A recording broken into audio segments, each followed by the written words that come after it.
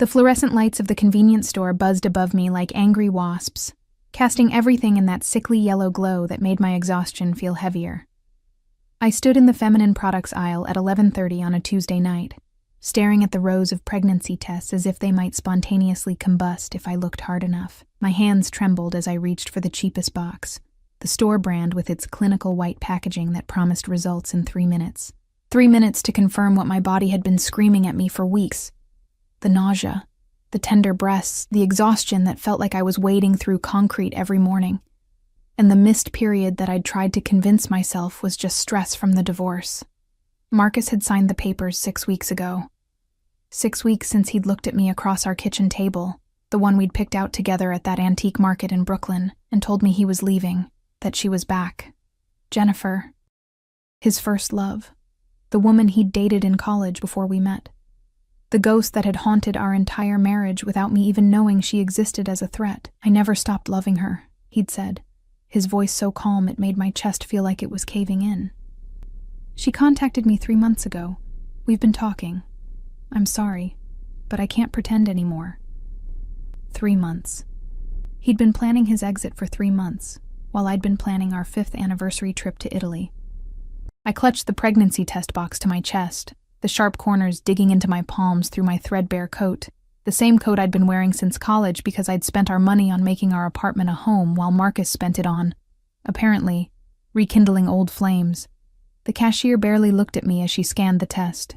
Young, maybe 19, with purple streaks in her hair and earbuds dangling from her neck. She probably saw hundreds of women like me every week, desperate, alone, buying answers they were terrified to receive.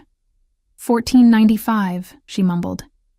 I handed her a 20, one of the last bills from my rapidly diminishing savings, and shoved the test into my purse before the receipt finished printing. The bell above the door chimed as I pushed out into the November cold, the wind immediately cutting through my inadequate coat and making my eyes water.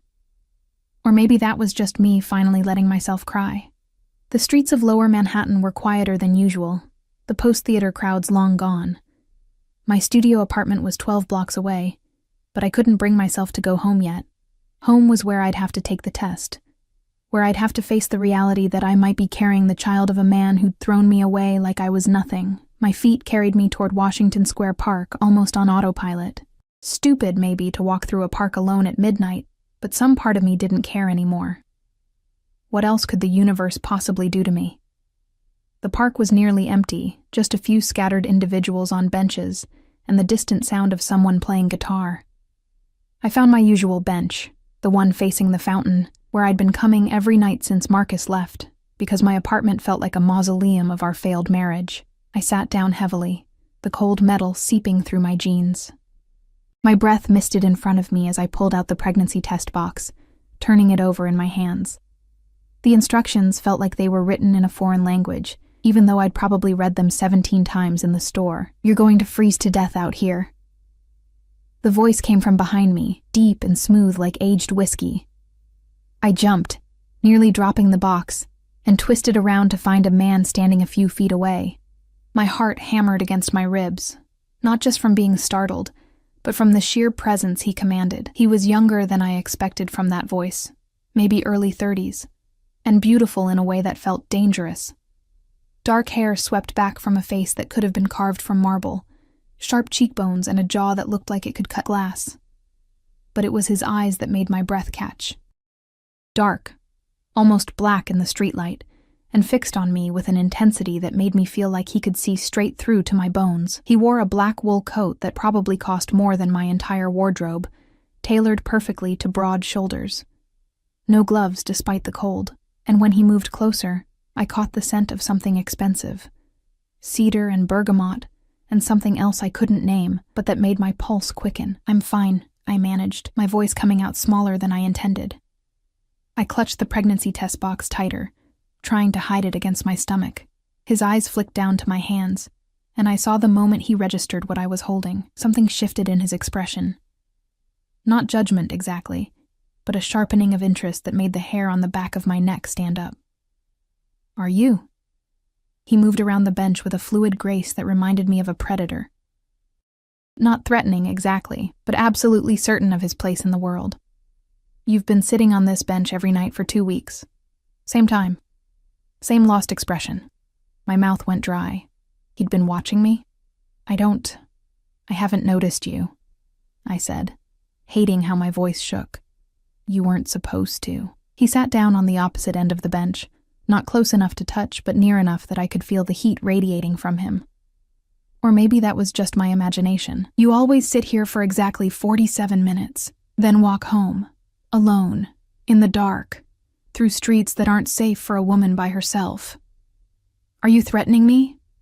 The words came out sharper than I felt, some distant part of my survival instinct finally kicking in. No. He turned to face me fully, and the streetlight caught his features in a way that made him look almost otherworldly. I'm telling you that you're not invisible, even when you feel like you are. Something in those words cracked open a place in my chest I'd been trying to keep sealed. How did he know? How could this stranger possibly know that invisibility was exactly what I'd been feeling, like Marcus had erased me when he left? Like I was just a placeholder in my own life. I don't know what you want from me, I whispered. Nothing.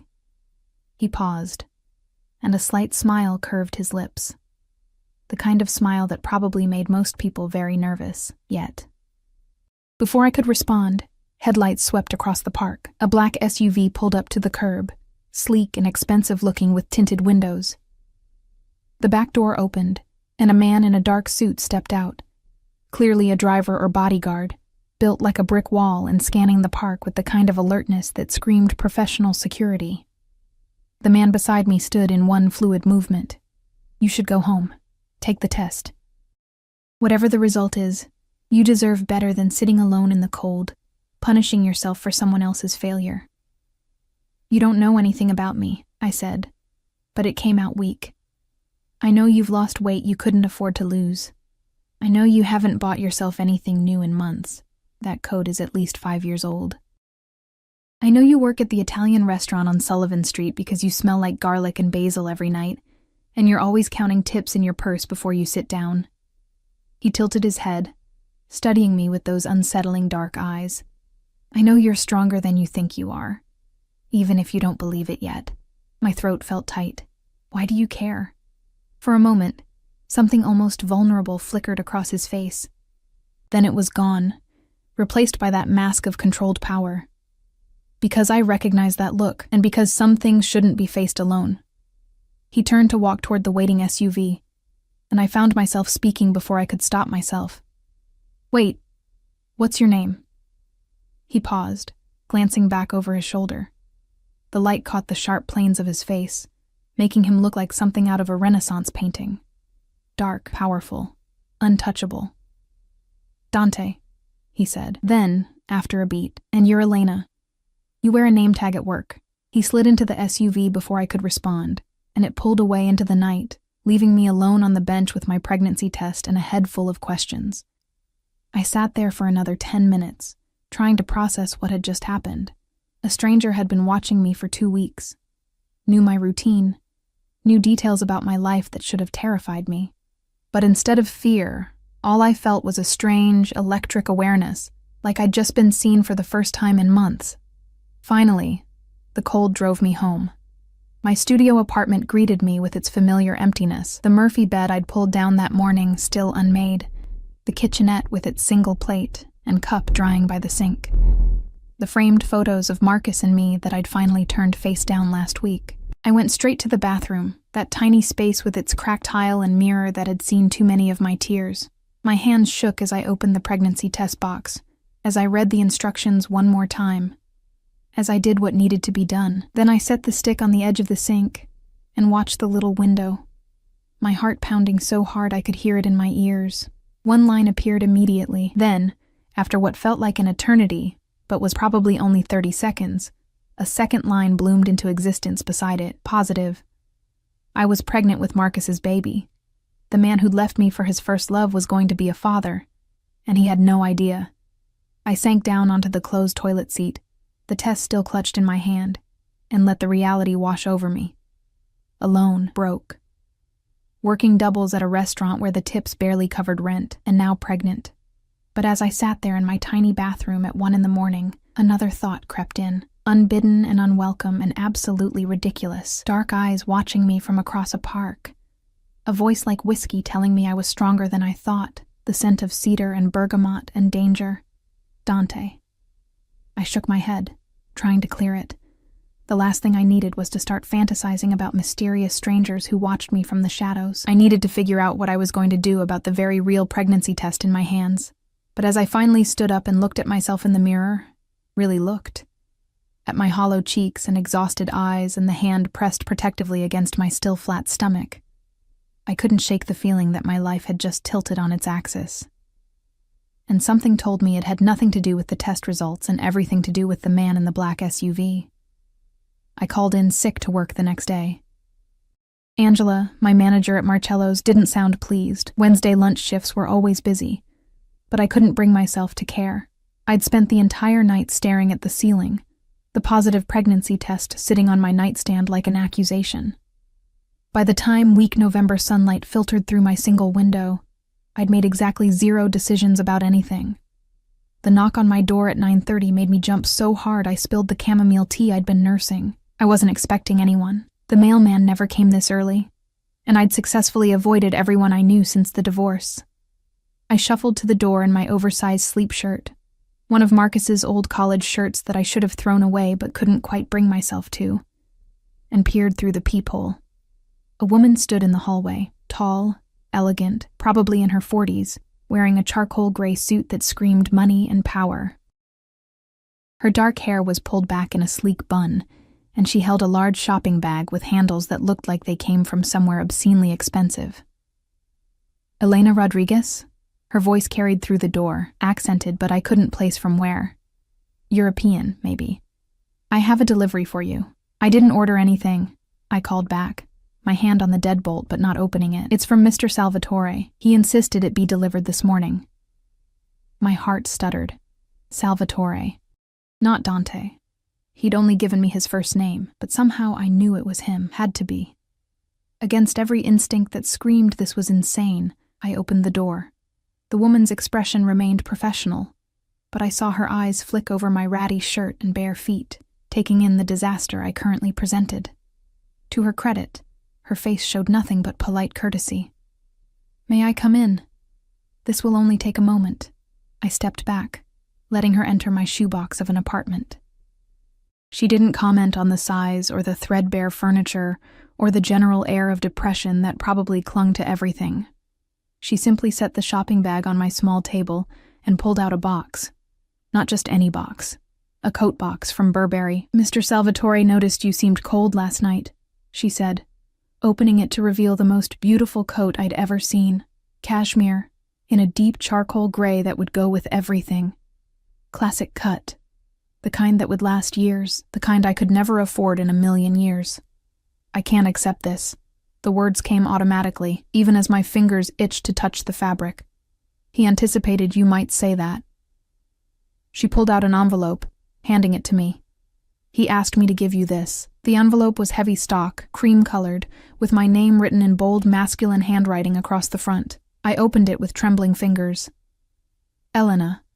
Consider it a loan if it makes you feel better. Nobody should freeze while making decisions that will change their life. The car will pick you up at 8 p.m. tonight. Wear something comfortable. We need to talk. D. The car? I looked up at the woman, who was already pulling more items from the bag. A bottle of prenatal vitamins.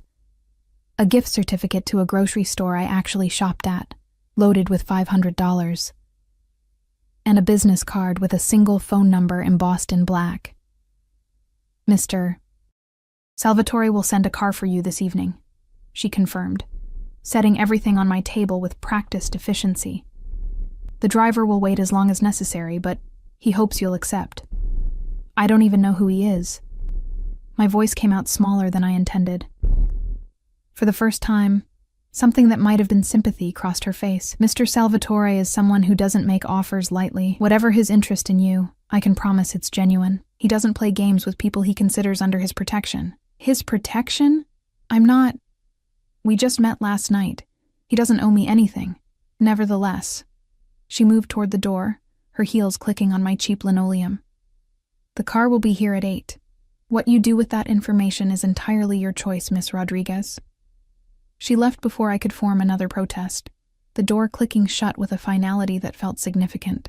I stood in my apartment, staring at the coat box and the vitamins and the gift certificate, my mind spinning. This was insane. You don't accept expensive gifts from strangers. You don't get in cars with men you don't know, no matter how intense their eyes or how much they claim to understand your pain.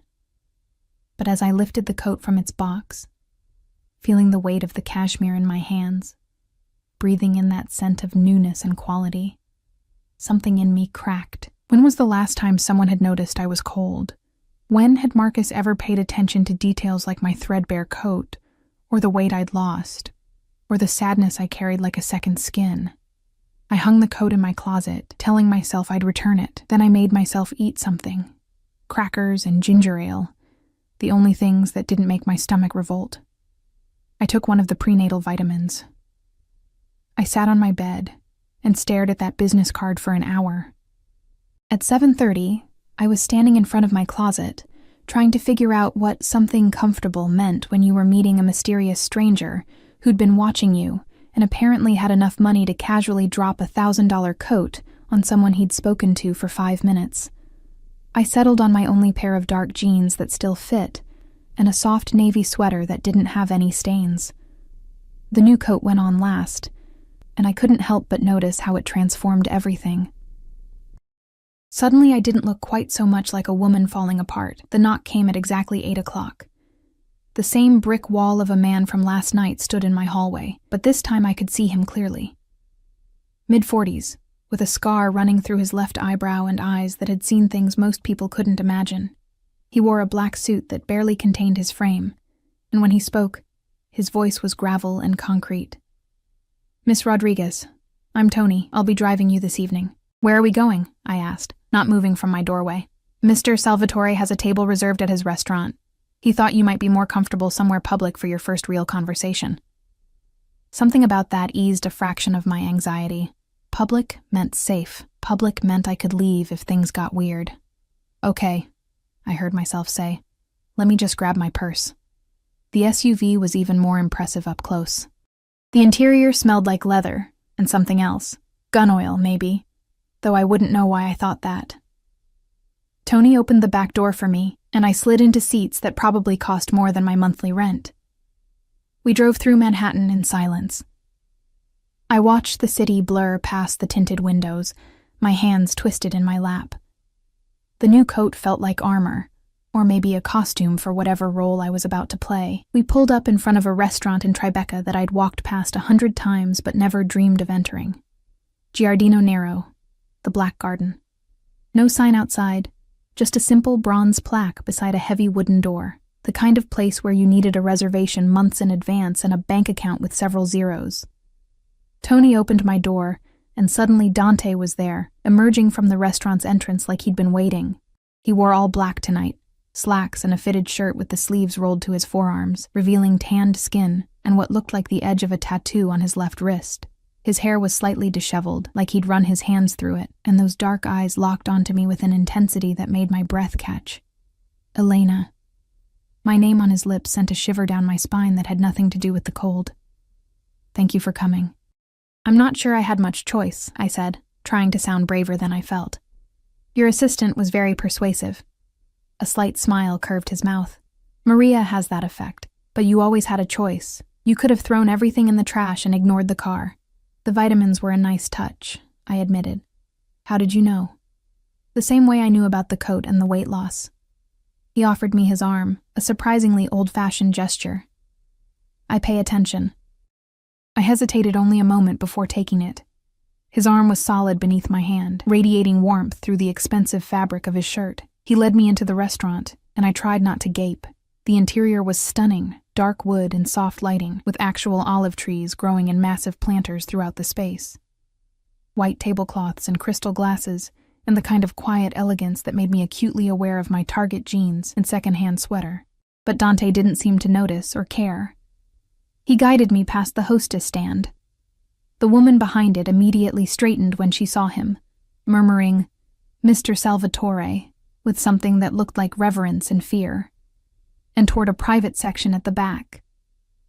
Our table was tucked into an alcove, separated from the main dining room by a wall of glass and trailing ivy, private but visible, intimate but safe.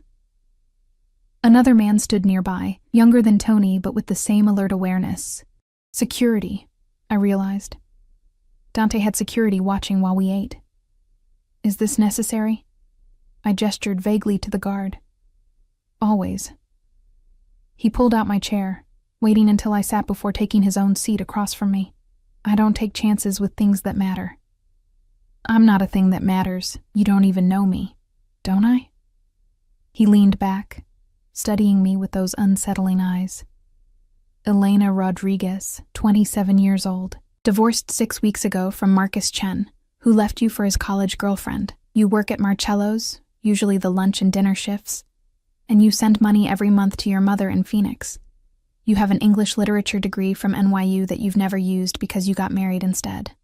You read on your breaks, literary fiction usually, nothing commercial. And you've been sitting on that bench in Washington Square every night trying to figure out who you are without him. My heart hammered against my ribs. You can't just investigate people. I can do anything I want. No arrogance in his tone, just simple fact. But I didn't investigate you, Elena. I watched you. There's a difference. That's not better. That's actually worse. Maybe. He signaled a waiter who appeared instantly. But I'm not going to apologize for noticing you when everyone else in your life has made you feel invisible. The waiter poured water and disappeared before I could process that statement. Before I could figure out how this stranger had managed to put his finger exactly on the wound Marcus had left. Why? The question came out raw. Why notice me? Why the coat and the vitamins in this? I gestured to the restaurant. What do you want? Dante was quiet for a long moment, his fingers drumming once against the white tablecloth. Then he leaned forward, his eyes never leaving mine. 6 months ago, my younger sister died in childbirth. The baby survived. My nephew, Antonio, but Sophia didn't make it. His voice remained steady, but I saw something flicker in those dark eyes. Pain, carefully controlled. The father ran the moment he found out she was pregnant, disappeared before we could make him take responsibility. My throat went tight. I'm so sorry. We found him eventually. Something cold entered his expression. He learned that you don't abandon a Salvatore and walk away unscathed. A chill ran down my spine that had nothing to do with the temperature. The way he said it, so matter of fact, made it clear that whatever happened to that man hadn't been pleasant. Last night I saw you sitting alone with a pregnancy test, looking like the world had ended, he continued. And all I could think was that somewhere, there's a man who did this to you and walked away. Just like the coward who abandoned my sister. Marcus didn't know, I said quickly. I only found out last night. Does that matter? He left you broke and alone. If you tell him about the baby, what do you think will happen? Will he come back? Support you? Or will he make you feel like even more of an inconvenience? I looked down at my hands, blinking back sudden tears because he was right. Marcus wouldn't come back. He'd probably offer to pay for an abortion and then go back to Jennifer. Relieved to have dodged a bullet. I haven't decided what I'm doing yet. I whispered. That's your choice. Only yours. Dante's voice softened slightly. But whatever you decide, you shouldn't have to face it alone. You shouldn't have to work yourself to exhaustion at a restaurant while you're dealing with morning sickness. You shouldn't have to worry about rent or food or prenatal care. You're offering to help me. It wasn't a question. I'm offering you protection. Why? Because of your sister? Partly. He paused, and something shifted in his expression, something almost vulnerable beneath all that controlled power. And partly because when I saw you on that bench, looking so lost and alone, something in me recognized something in you. Like calling to like. We're nothing alike, I protested. I gestured at him, at the restaurant, at the obvious wealth and power he commanded. And I'm nobody. You're someone who survived being thrown away by a person who should have cherished you. You're someone who gets up every morning and goes to work even when everything hurts. You're someone who's stronger than they know. His eyes held mine. That's not nobody, Elena. That's a survivor. The waiter returned then, setting down plates I didn't remember ordering. Fresh pasta with truffle oil, the scent making my stomach growl despite the nausea that had been my constant companion. "Eat," Dante said gently. "You need it." I picked up my fork, my hand still trembling slightly. "If I accept your help, and I'm not saying I am, what would that look like?" "An apartment. Somewhere safe, comfortable. Nothing you have to share with ghosts of your marriage. Medical care, the best doctors, whatever you need. Money so you can quit that restaurant job and actually rest. Security." He said that last word with particular weight. "Nobody will hurt you or make you feel small ever again. That's too much. I can't accept all that from a stranger. Then get to know me." The slight smile returned. "I'm not a complete stranger anymore, am I? You know my name. You know about my sister. You know I own this restaurant and several others. You know I have security because my business requires it." "What business?" I asked, though part of me wasn't sure I wanted to know. His smile widened slightly. "Import-export, family business, very lucrative, very demanding." It was a non-answer, and we both knew it. But something in his eyes told me that pushing for details right now would end this conversation. "I need time," I said instead. "To think. This is all. It's a lot." "Of course." He gestured to my plate. "For now, just eat. Let yourself have one evening where you're warm and fed and not alone. Everything else can wait." So I ate, and it was the best food I'd had in months. We talked about safer things, books we'd read, places we'd traveled, the neighborhood and how it had changed. He was surprisingly easy to talk to once we moved past the intensity of his initial offer. But I couldn't stop thinking about his words. Protection, security, someone who won't let you face this alone. When Tony drove me home 2 hours later, my head was spinning. Dante had walked me to the car, his hand resting briefly on my lower back, a touch that burned through the new coat and sweater and straight into my skin. "Think about it," he'd said. "But don't take too long. You're already too thin, and winter is only getting colder." Now I stood in my apartment, the coat still wrapped around me, staring at a business card with a single phone number. One call could change everything. One call could trap me in a situation I didn't understand with a man who might be dangerous. But as I pressed my hand against my stomach, feeling nothing yet, but knowing life was growing there, I couldn't shake the thought that maybe being trapped in a gilded cage was better than drowning alone in the dark. I lasted 3 days before I called the number. 3 days of dragging myself through double shifts at Marcello's, the smell of garlic bread making me so nauseous I had to keep running to the bathroom. 3 days of Angela giving me increasingly pointed looks, clearly aware something was wrong. 3 days of lying awake in my studio apartment, listening to my upstairs neighbors fight, and feeling my savings account dwindle with every passing hour. On Friday night, I came home to find an eviction notice taped to my door. Marcus had been paying half the rent before the divorce.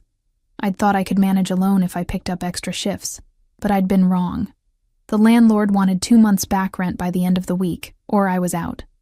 I sat on my bed, still unmade because what was the point, and stared at that business card until the numbers blurred.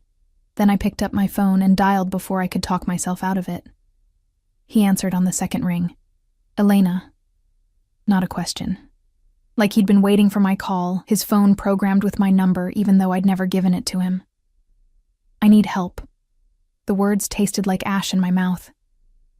"You were right. I can't do this alone." Silence on the other end, but I could hear him breathing. Then, "Where are you?" "Home. My apartment. I just got an eviction notice. Pack a bag. Essentials only. Tony will be there in 20 minutes. "Wait, I didn't mean..."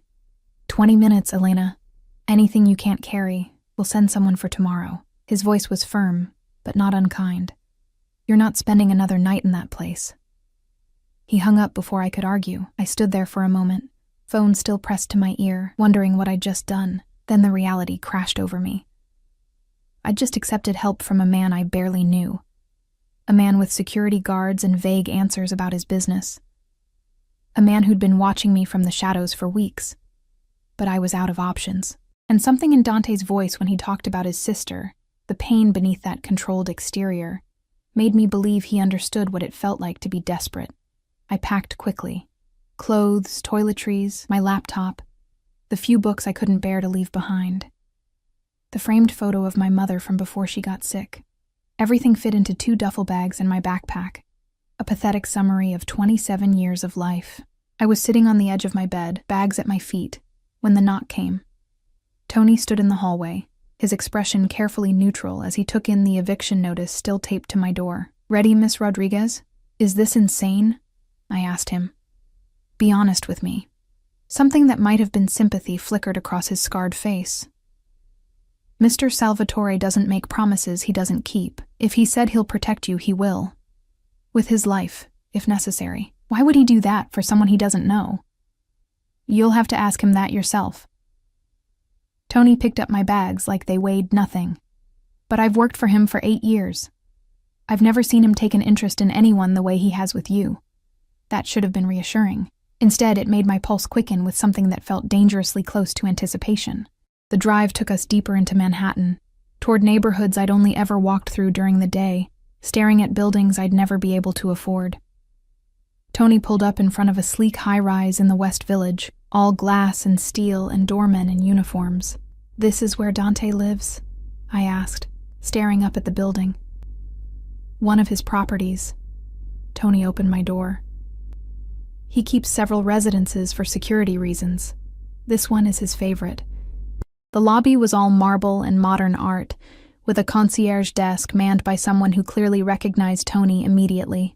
We bypassed the regular elevators for a private one in the back, one that required a key card to access. The elevator opened directly into a penthouse apartment. I stepped out into a space that could have fit my entire studio 6 times over. Floor-to-ceiling windows overlooked the city. The lights of Manhattan spread out like fallen stars. Hardwood floors, minimalist furniture that was somehow both modern and comfortable, and art on the walls that might have been original pieces worth more than I'd make in a lifetime. Dante stood by the windows, his back to me, talking quietly into a phone. He wore dark slacks and a white shirt with the sleeves rolled up, and even from behind he radiated that same controlled power I'd noticed the first night. He ended the call as Tony set down my bags, turning to face me. Those dark eyes swept over me, taking in my exhaustion and rumpled work clothes, and something softened in his expression. "Thank you, Tony. That will be all for tonight." The bodyguard nodded and disappeared back into the elevator, leaving us alone. "This is too much," I said into the silence. "I can't. This is your home." "This is one of my homes," he corrected, moving toward me with that fluid grace. "And you're not staying here. I have an apartment ready for you 2 floors down." "I just wanted to talk before Tony took you there. 2 floors down. Still in this building. Still close enough that he could, what? Watch over me? Keep tabs on me? Why?" The question burst out of me. "You keep saying you want to help, that you'll protect me, but I don't understand why. What do you get out of this?" Dante stopped a few feet away, close enough that I could smell that scent of cedar and bergamot that clung to him. "What do I get? Peace of mind, knowing you're safe.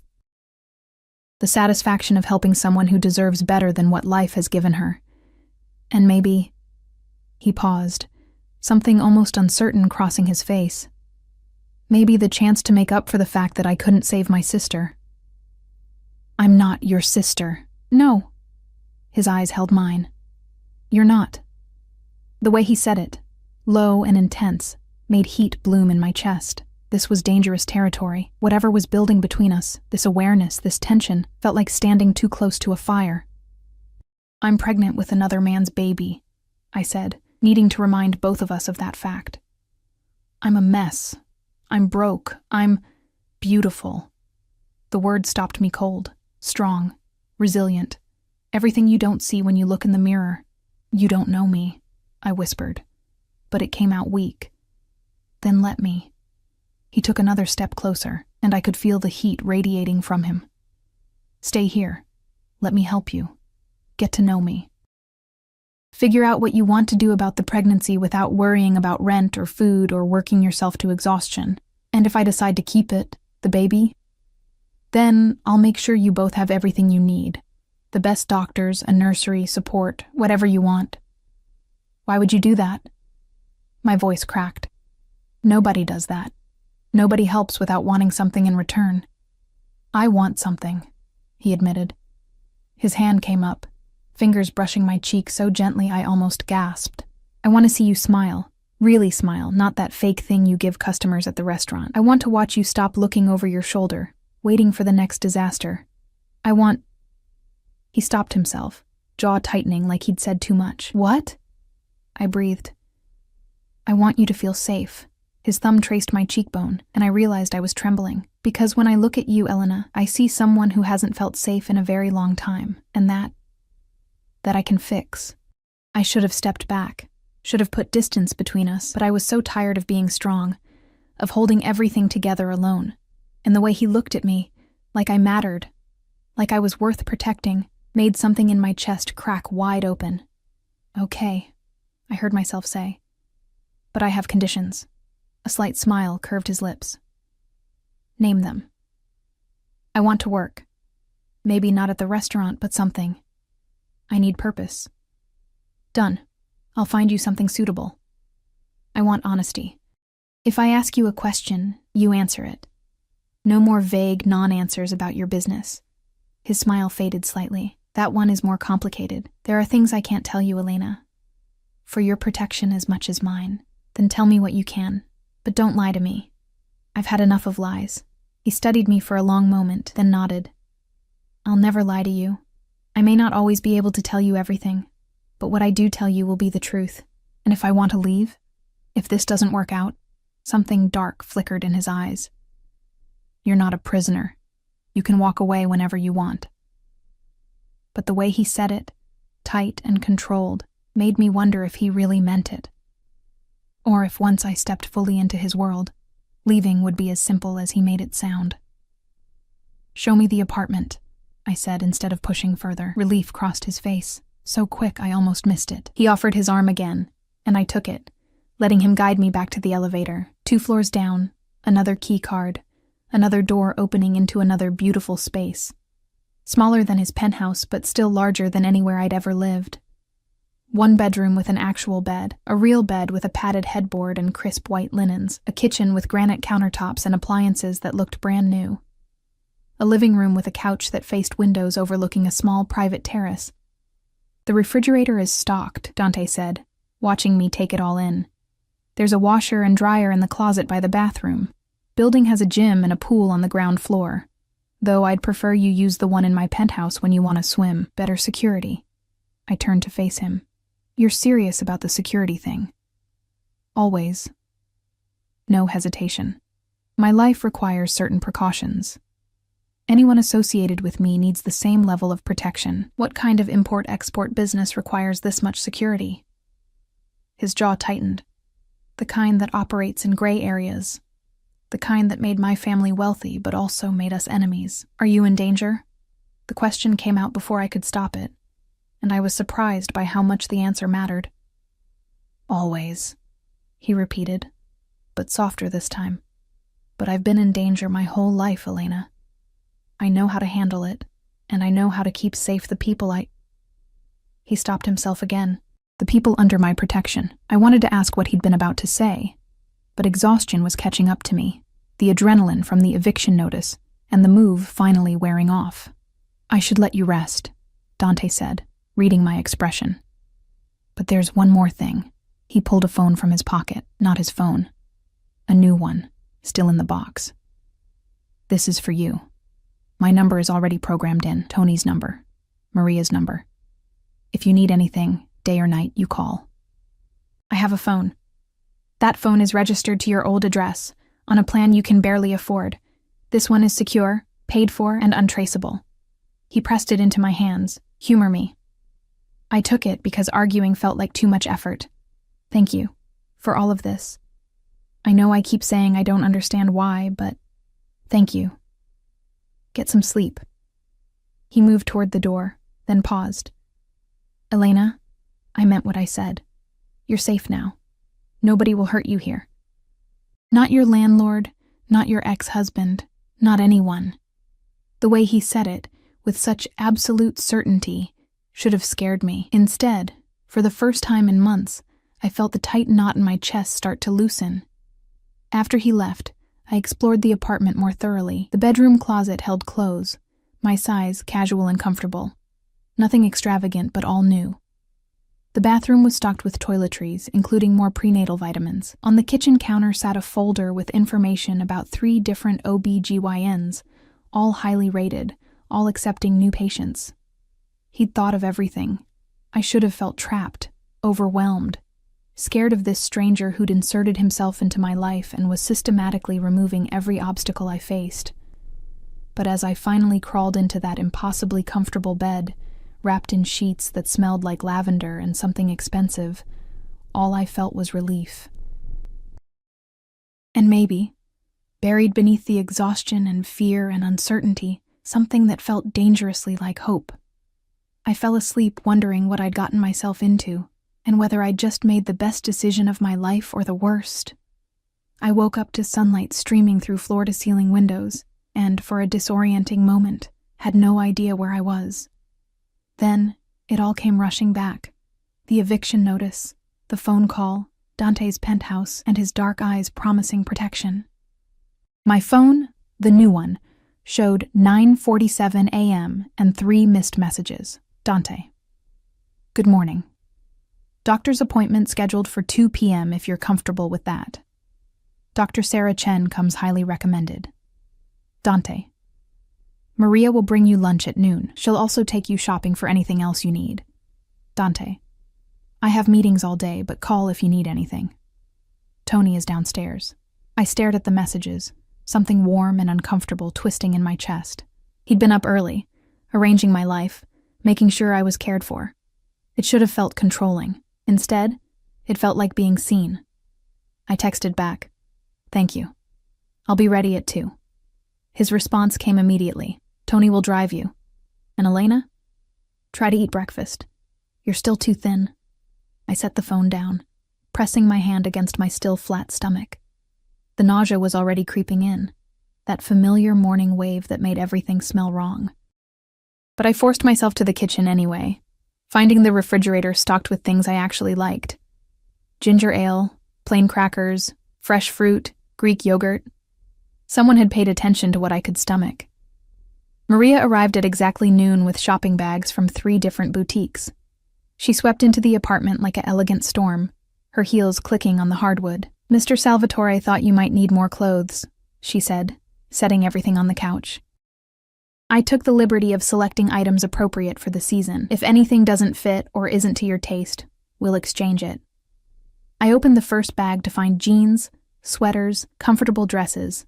Nothing flashy, just quality basics and colors that would actually suit me. The second bag held undergarments, pajamas, and a soft robe. The third contained shoes, including a pair of sneakers I'd been eyeing at a store window for months, but couldn't justify buying. "This is too much," I said weakly. "Mr. Salvatore doesn't do things by halves." Maria's expression softened slightly. "He wants you comfortable. Let him do this." Over lunch, soup and bread that Maria had also brought, from some bakery that made everything taste like heaven. She told me more about Dante without me even asking. "I've worked for the Salvatore family for 15 years, she said, watching me eat with the same assessing look Dante sometimes wore. First for his father, now for him. He's not like his father was. Dante is harder in some ways, but also more careful, more controlled. What happened to his father? Heart attack. 5 years ago. Dante took over the business at 27. Some people doubted he could handle it. A small smile. They don't doubt anymore. And his mother? Died when he was 12. Cancer. It's just him and his nephew now after Sophia." She stopped, a flash of genuine pain crossing her face. She was a sweet girl, too trusting.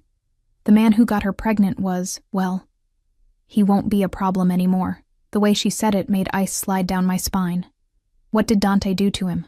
Maria's eyes met mine, suddenly hard. Nothing the man didn't deserve. You don't abandon a pregnant woman, especially not a Salvatore. There are consequences for that kind of betrayal. I set down my spoon, my appetite suddenly gone. I need to know what kind of man I've accepted help from, what kind of business Dante really runs. Why? Will it change anything? You're already here, already under his protection, and you have nowhere else to go. It was harsh but true, and we both knew it. I deserve the truth, I said quietly. Maria studied me for a long moment, then sighed. The Salvatore family has been in New York for 4 generations. They started with legitimate businesses, restaurants, real estate, construction. But over time, they expanded into other areas. Import-export is accurate, but it's not wine and olive oil they're moving. It's, let's call it insurance and protection services, helping people who can't go through traditional channels. I couldn't quite say it. He's powerful. He's dangerous to his enemies. But he's also a man of honor, in his own way. He protects what's his. She leaned forward. And whether you realize it yet or not, Elena, he's decided you're his to protect. Before I could process that statement, my new phone buzzed. Dante, Tony is waiting downstairs. Don't be nervous about the appointment. Dr. Chen is excellent. I changed into one of the new outfits, dark jeans and a soft gray sweater that actually fit properly, and took the elevator down. Tony waited by the black SUV, opening the door as I approached. The doctor's office was in a medical building near Central Park, the kind of place where the waiting room had fresh flowers and the magazines were current. Dr. Chen was in her 40s, with kind eyes and a calm demeanor that immediately put me at ease. Mr. Salvatore spoke very highly of you, she said. After the initial examination confirmed what I already knew, I was approximately 8 weeks pregnant. Everything looked normal. He was quite insistent that you receive the best care possible. He called you personally? He did. He also settled your account in full, including all prenatal visits and the delivery. She smiled at whatever expression crossed my face. He clearly cares about your well-being. After the appointment, Tony drove me back to the apartment, but instead of stopping on my floor, the elevator continued to the penthouse. Mr. Salvatore asked if you'd join him for dinner, Tony explained.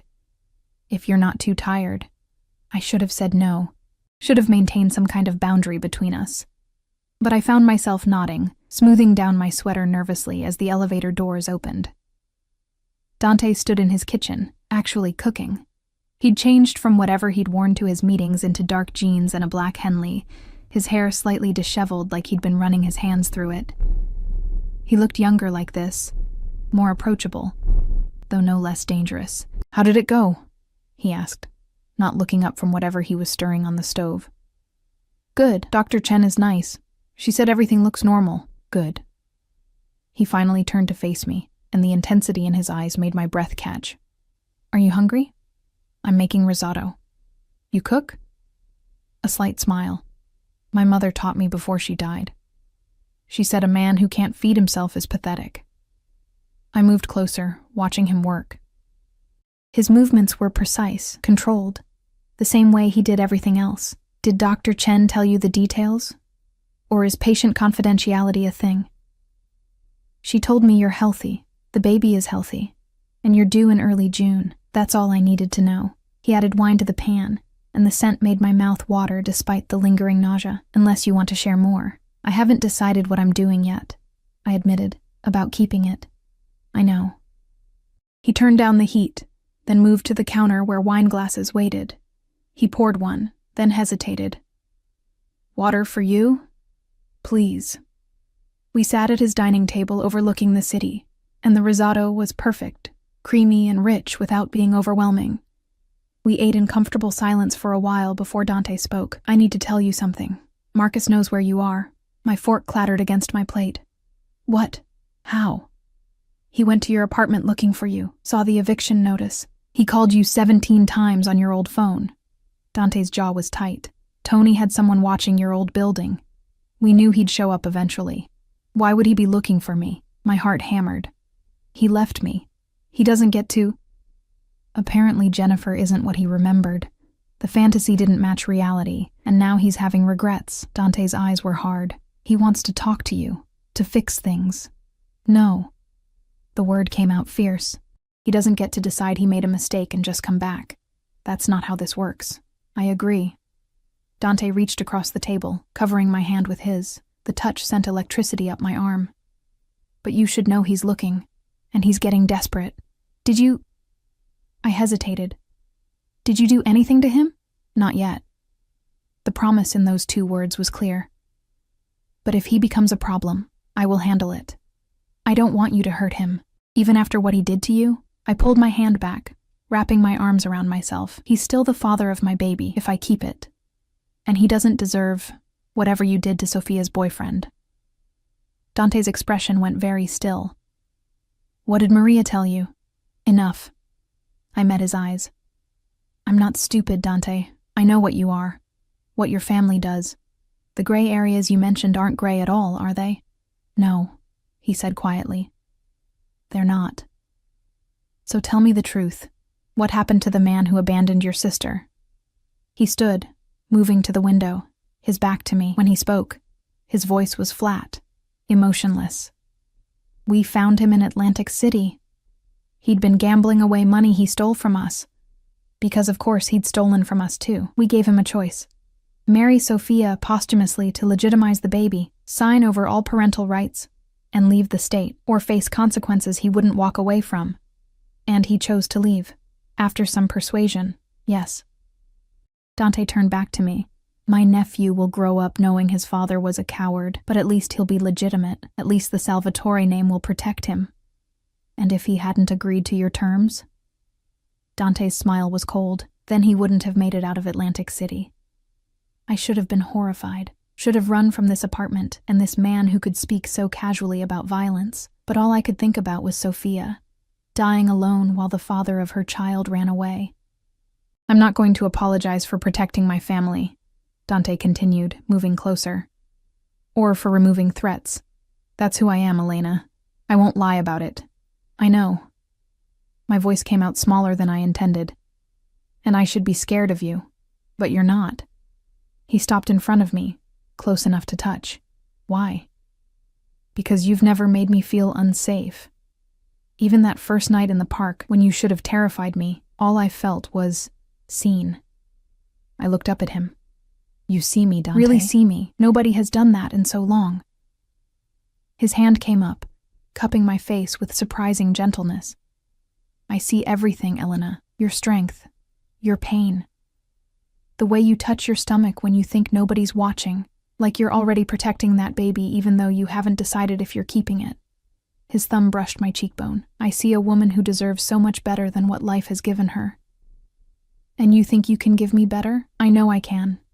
His voice dropped lower, rougher. Let me. The air between us felt electric, charged with something dangerous and inevitable. I could feel my pulse in my throat, could see the way his eyes darkened as they dropped to my lips. This was a bad idea, getting involved with a man like Dante, a man who lived in the shadows, who spoke about violence like it was business, who looked at me like I was something precious and breakable all at once. But I was so tired of being alone. So tired of feeling invisible.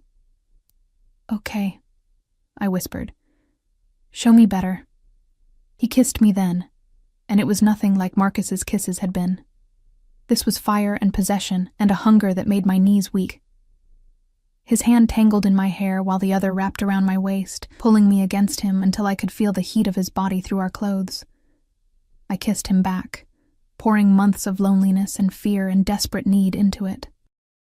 His answering groan vibrated through me, and when he finally pulled back, we were both breathing hard. I've wanted to do that since the first night, he admitted, his forehead resting against mine, sitting there looking so lost. And all I could think about was taking away your pain. You can't take it all away. Watch me. And in that moment, with his arms around me and the city lights spread out behind him, I almost believed he could. Almost believed that Dante Salvatore, dangerous, powerful, obsessive Dante, could actually keep me safe from everything that had broken me. I just didn't realize yet that the biggest danger might be falling for him. 2 weeks passed in a blur of doctor's appointments, quiet dinners in Dante's penthouse, and slowly learning to breathe again. He was true to his word about everything. Maria found me a job doing remote copy editing for one of the publishing houses Dante had connections with. Flexible hours, decent pay, work I could do from the apartment. The nausea started to ease as I entered my second trimester, and Dante was everywhere and nowhere all at once. Some nights he'd cook for me, teaching me his mother's recipes while telling stories about growing up in a world I couldn't quite imagine. Other nights he'd disappear for hours, returning with shadows in his eyes and tension in his jaw that told me his business had required his particular brand of attention. I didn't ask questions. Maybe I should have. But I was too comfortable in the cocoon he'd built around me. It was a Thursday afternoon when everything changed. I was working on my laptop in the living room, wrapped in the cashmere throw Dante had bought when he noticed I was always cold, when someone knocked on my door. Not the elevator. The actual apartment door. I checked the peephole and froze. Marcus. He looked terrible. Unshaven, hair unkempt, dark circles under his eyes. Nothing like the polished man who'd left me for his first love. Elena, please. He called through the door. I know you're in there. I just want to talk.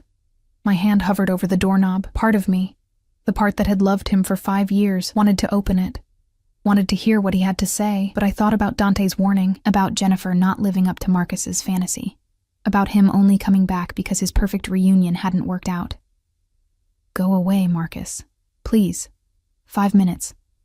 That's all I'm asking. His voice cracked. I made a mistake, Elena.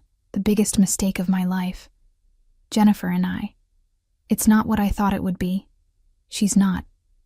You're the one I should have fought for. Something that might have been pain flickered in my chest, but it was distant now, muted, like a bruise that had mostly healed. You don't get to do this, I said through the door.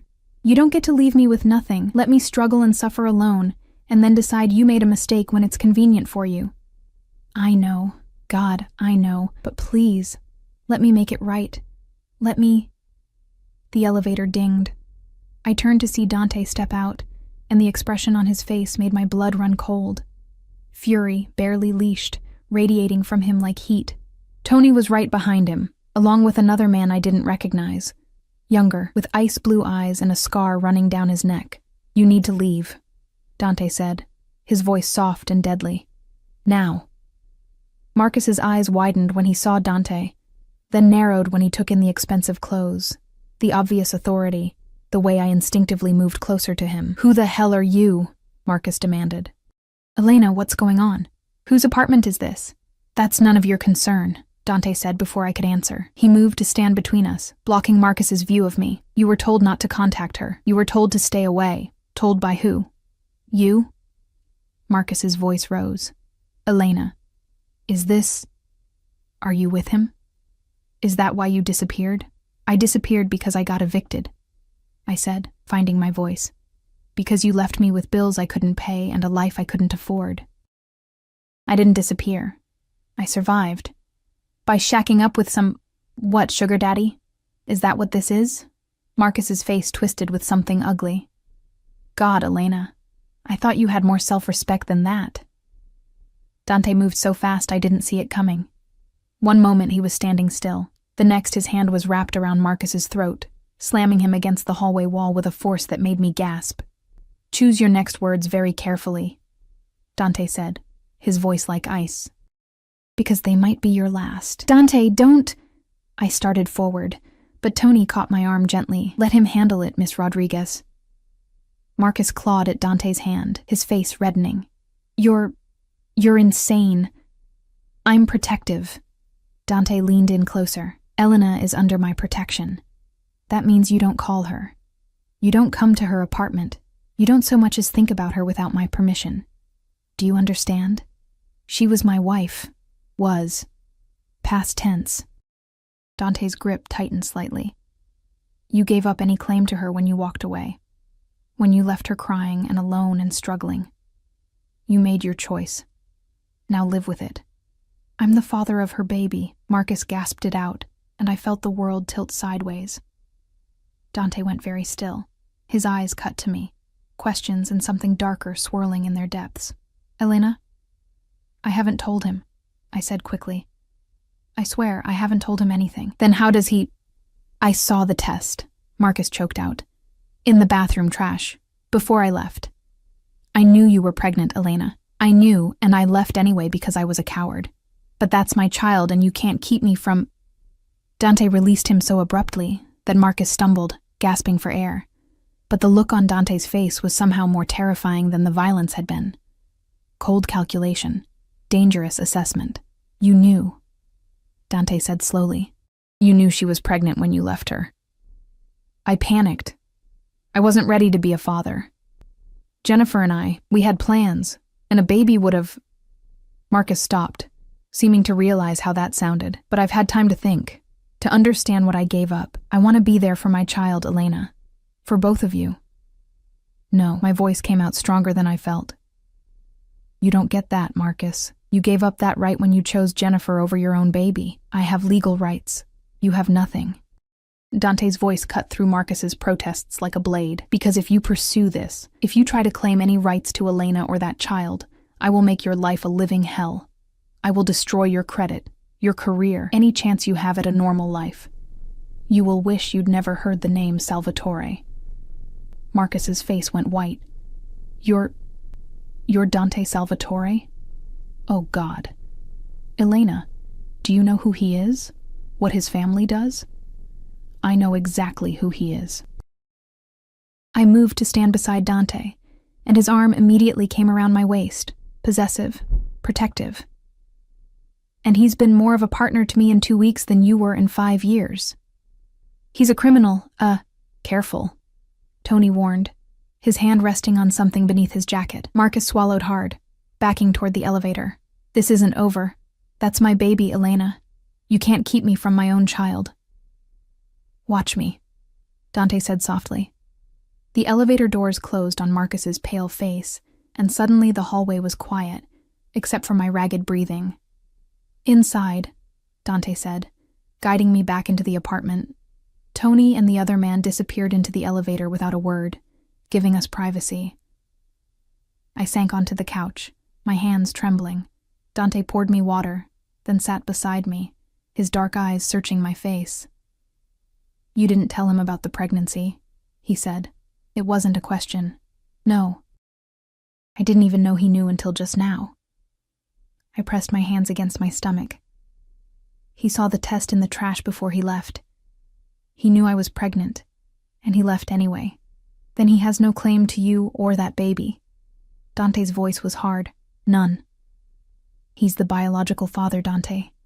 He could fight for custody, take me to court. He won't.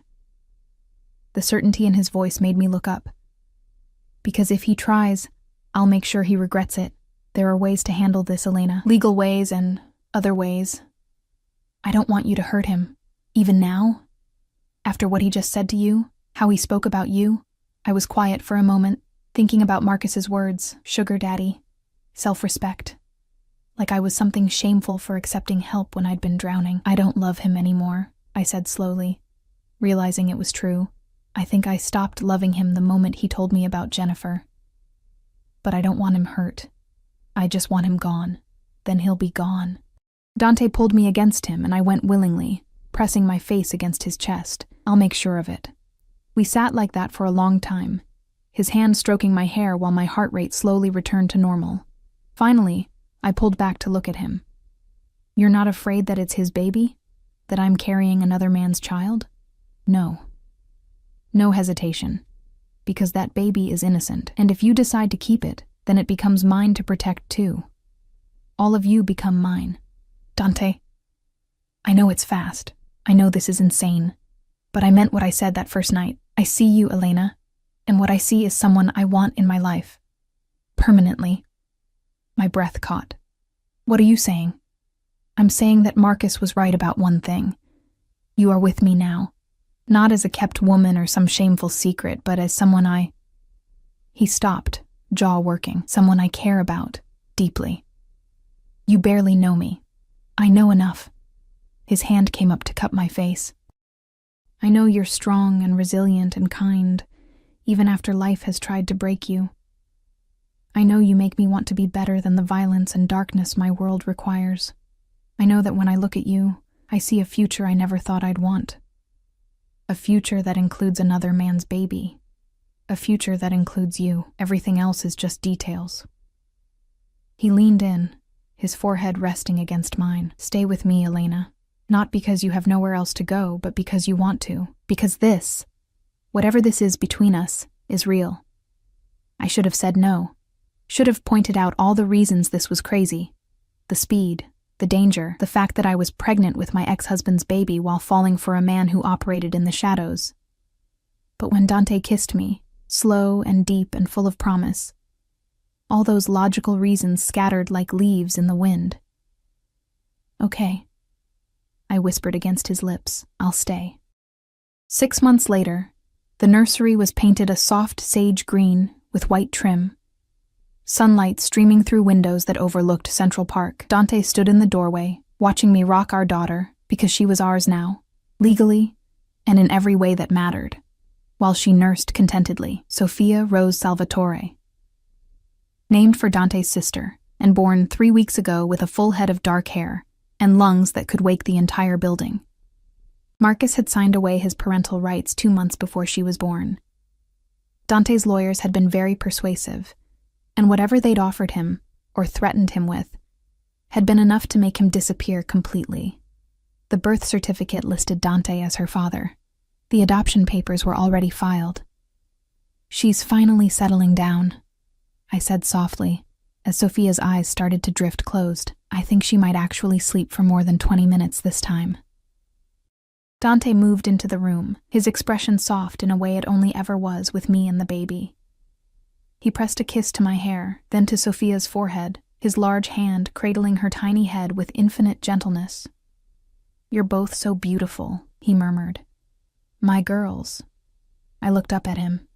This dangerous man who'd inserted himself into my life when I was at my lowest, who'd built a fortress around me and refused to let me fall, who loved another man's child like she was his own blood. "I love you," I said, meaning it with everything I had. I know I don't say it enough, but I do. Completely. His eyes darkened with emotion. "I loved you from that first night, sitting alone in the cold, looking so lost. I wanted to fix everything for you, wanted to make you mine. You did fix everything. You saved me." "No." He cupped my face with his free hand, his thumb brushing my cheekbone. "You saved yourself, Elena. I just gave you a safe place to land." Sophia made a small sound, completely asleep now, her perfect rosebud mouth slack. I stood carefully, laying her in the crib Dante had assembled himself, refusing to let anyone else touch it, wanting to make sure every bolt was secure. He wrapped his arms around me from behind as we stood watching her sleep, and I leaned back against his solid warmth. "Are you happy?" he asked quietly. Deliriously, I turned in his arms to face him. "I never thought, after everything with Marcus, I never thought I'd find you. You weren't supposed to find me. I was supposed to find you." A slight smile curved his lips. "Best stalking I ever did. Still creepy when you put it that way. You weren't complaining last night when I pressed my hand over his mouth, laughing softly.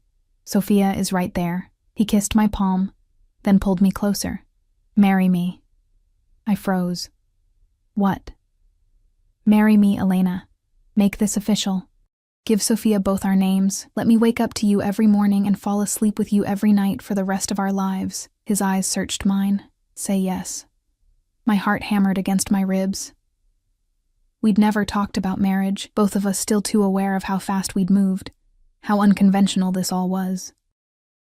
But standing in the nursery we'd built together, with our daughter sleeping peacefully nearby and this man who'd become my everything looking at me like I hung the moon, there was only one answer: yes. I reached up to kiss him. "Yes, Dante. I'll marry you."